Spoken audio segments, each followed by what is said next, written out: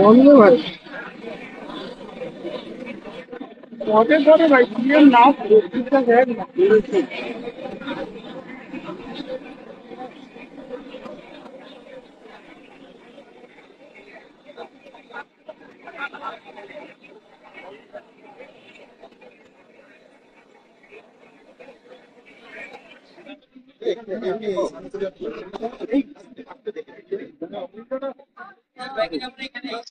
অভিজ্ঞতা সবসময় কাজ পাকায়। কালকেও যজ্ঞ চলবে, পরশুদিনও সকাল থেকে ঠাকুর প্রতিস্থাপনার নানা রকম প্রস্তুতি চলবে। দ্বার উদ্ঘাটন হবে 2:30 থেকে 3টের মধ্যে, তারপরে ইনাগুরেশন প্রোগ্রাম হবে। ইনাগুরেশন করে দ্বার উদ্ঘাটন, তারপরে ইনাগুরেশনের প্রোগ্রাম।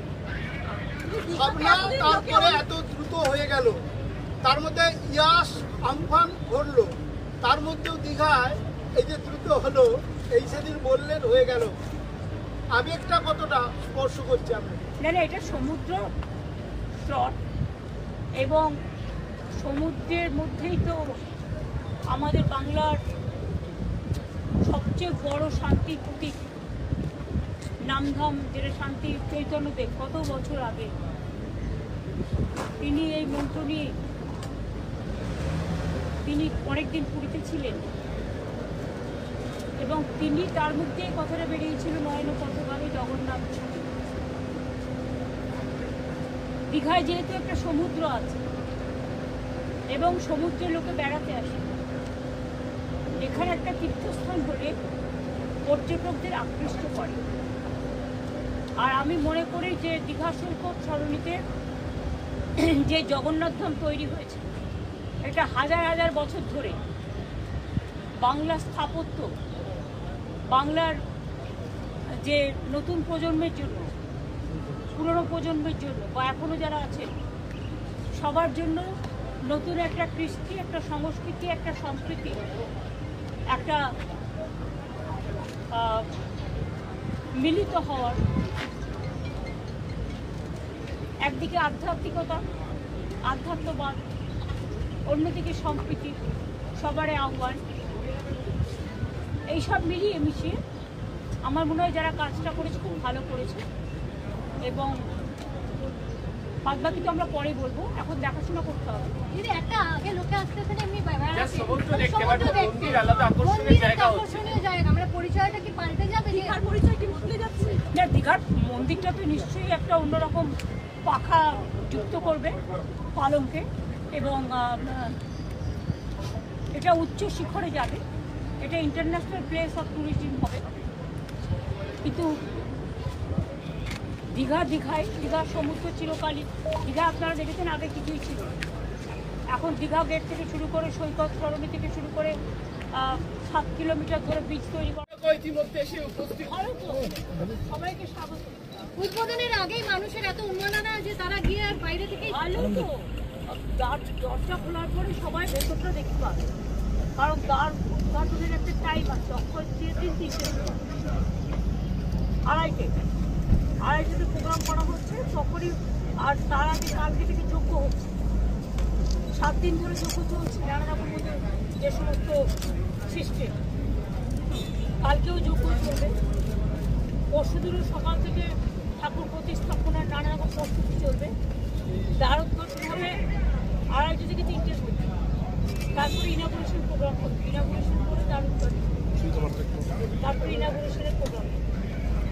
ভাবনা তারপরে এত দ্রুত হয়ে গেল, তার মধ্যে ইয়াস আমফান ঘটলো, তার মধ্যেও দীঘায় এই যে দ্রুত হলো, এই সেদিন বললেন হয়ে গেল, আবেগটা কতটা স্পর্শ করছে আপনাকে? মানে এটা সমুদ্র তট এবং সমুদ্রের মধ্যেই তো আমাদের বাংলার সবচেয়ে বড় শান্তির প্রতীক নামধাম, যেটা শান্তি চৈতন্যদেব কত বছর আগে তিনি এই মন্ত্র নিয়ে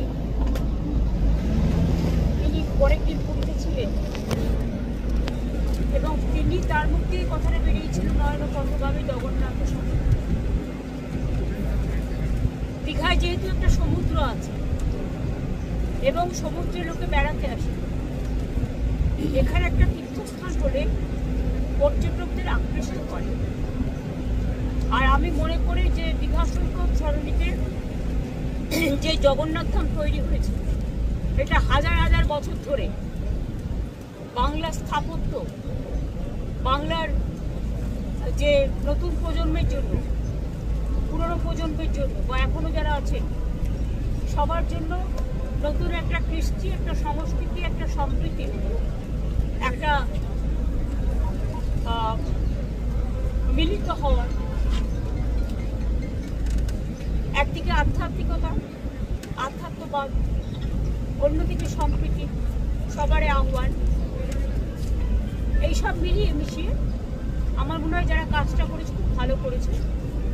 এবং বাদ বাকি তো আমরা পরে বলবো, এখন দেখাশোনা করতে হবে। দিদি একটা আগে লোকে আসতে মানে এমনি সমুদ্র দেখতে বাট মন্দির আলাদা আকর্ষণীয় জায়গা, মানে পরিচয়টা কি পাল্টে যাবে? দীঘার পরিচয় কি বদলে যাচ্ছে? না, দীঘার মন্দিরটা তো নিশ্চয়ই একটা অন্যরকম পাখা যুক্ত করবে পালঙ্কে এবং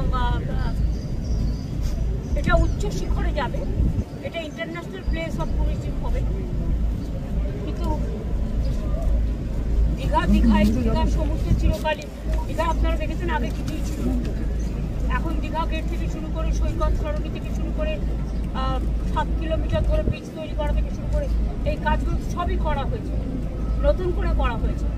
সুতরাং দীঘার যে চেহারা ইতিমধ্যেই পর্যটকদের আকৃষ্ট করছে, আরও করুন। শুধু আমরা কিছুদিন আগে দক্ষিণা কালিকা মন্দিরে আমরা নকুলেশ্বর ভৈরবী, কালীঘাটে স্কাই ওয়াক করে দিয়েছি, দক্ষিণেশ্বরে করে দিয়েছি, শিবযজ্ঞ মন্দির কুচবিহারে করে দিয়েছি, মদন মোহন তারা করে দিয়েছি, জলপাইগুড়িতে জলপের শিব মন্দির করেছি, তারাপীঠে তারা মন্দির করেছি, ওদিকে কঙ্কালী তালা, ওদিকে ফুল্লরা, ওদিকে নলাটেশ্বরী, ওদিকে বাবা তারকনাথ, ওদিকে জলপের সমস্ত, ওদিকে মাজিদ খান, জাহেদ খান থেকে শুরু করে ফুটবল সড়ক থেকে শুরু করে গুরুদ্বারের গেট থেকে শুরু করে যতটা পেরেছি আমরা সর্বধর্ম সমন্বয়, এটা আমাদের রামকৃষ্ণ স্বামী বিবেকানন্দ চৈতন্যদেবের কাছ থেকে শেখা। আমরা চেষ্টা করছি সেই ধারাটাকে বজায় রাখা। ট্রেন বাতিলটা বলবেন, ট্রেন বাতিলটা বিদেশিরাও প্রচুর আসবে। হ্যাঁ দিদি আজকে কি একবার যাবেন?